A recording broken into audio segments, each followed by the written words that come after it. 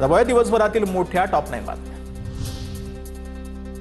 बुलढाण्याच्या चिखला गावामध्ये रात्री शेकडो ग्रामस्थांच्या उपस्थितीमध्ये पुन्हा बसवला छत्रपती शिवरायांचा पुतळा। मोठ्या पोलीस बंदोबस्तामध्ये पुतळा बसवला।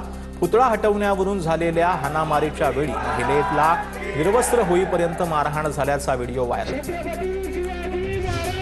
बुलढाण्यातील चिखला गावामध्ये शिवपुतळ्यावरून झालेल्या राड्यानंतर आरोपी सरपंच गणेश काकडे अटके। संबंधित महिलेने स्वतः कपडे फाडले, आरोपी सरपंचाचा दावा। या संपूर्ण प्रकरणाचे मास्टर माइंड स्थानिक आमदार मनोज कायंदे असल्याचं वाटतंय। कपडे फाडल्याचा आरोप करणाऱ्या महिलेचा गंभीर आरोप, आम्हाला प्रोटेक्शन द्या, पोलिसांकडे मागणी। बुलढाण्यातील चिखला गावातील ग्रामस्थांशी उद्धव ठाकरेंचा फोनवरून संवाद। गुन्हेगारांच्या कारवाईसाठी पूर्ण पाठपुरावा करू, ठाकरेंचं संबंधित महिलेला आश्वासन। तर सरपंच आणि 2 पोलीस अधिकाऱ्यांवर कारवाई करा, आंदोलक महिलांची मागणी। केंद्रीय मंत्री प्रतापराव जाधवांचा चिखला गावातील ग्रामस्थांसोबत संवाद। या प्रकरणी आरोपींवर कडक कारवाई करण्याचे निर्देश प्रतापराव जाधवांनी दिले।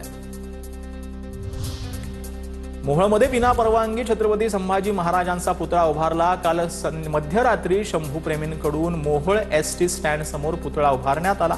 परवानगी नसल्याने प्रशासनाकडून पुतळा काढण्याच्या हालचाली, मात्र पुतळा हटवण्याला स्थानिक नागरिकांचा तीव्र विरोध।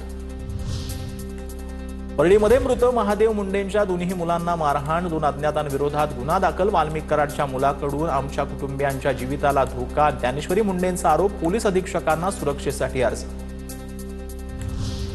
सांगलीच्या मिरजेमध्ये 2 चिमुरड्यांची दत्तक म्हणून 40,000 विक्री, बालकाच्या आईसह दत्तक घेणाऱ्या 4घांवर गुन्हा, कायदेशीर प्रक्रिया पूर्ण न करता बालक दिली दत्ता। चेन्नईमध्ये इंटर्नशिपसाठी गेलेल्या महाराष्ट्रातील विद्यार्थ्यांवर काळाचा घाला, समुद्रात ग्रुप सेल्फी घेताना विद्यार्थी बुडाले, एका मुलीचा मृत्यू, तर बेपत्ता विद्यार्थ्यांचा शोध सुरू। मुख्यमंत्री फडणवीस स्थानिक प्रशासनाच्या संपर्कात।